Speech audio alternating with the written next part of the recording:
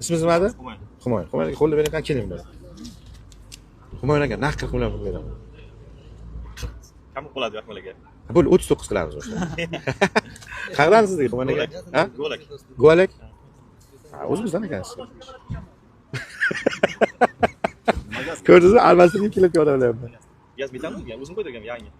Ko'ngiz 45 ta bilib turibman-da, hech bo'lmasa 45 bo'lsa beraman deb kelgansiz, to'g'rimi? 45 to'g'ri xarajat bor, 4-5 ming xarajat bor mashina. Ha, shu 45 bo'lsa beraman, bo'lmasa yo'q, ko'ramiz yana deb kelgansiz. Lekin bitta ko'ring-da. Ismingiz nima edi? Humoyun. Humoyun aka, 40 million bu mashina uchun yaxshi narx so'radim. Qanday?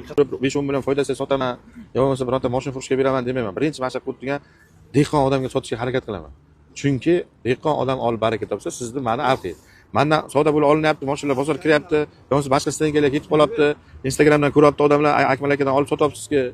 Desa bittasi aytib yuboribdi-da, biz Akmal bilan sherik deb. Men sherik emasman hech kim bilan. Shuni biling, men hech kim bilan sherik emasman. Bilaman. Men sotsam, 1 millionimni olaman yo 500 mingimni olaman. Yangi yilgacha ishlaman, olmadim, ishladim. Mashina furushga o'tib ketib qolyapti-ku. Men hammasini halol bo'lish kerak menga. Barakangiz bo'lsa 45 million siz naqd pul olasiz, men qira olib sotaman. Barakangiz bor?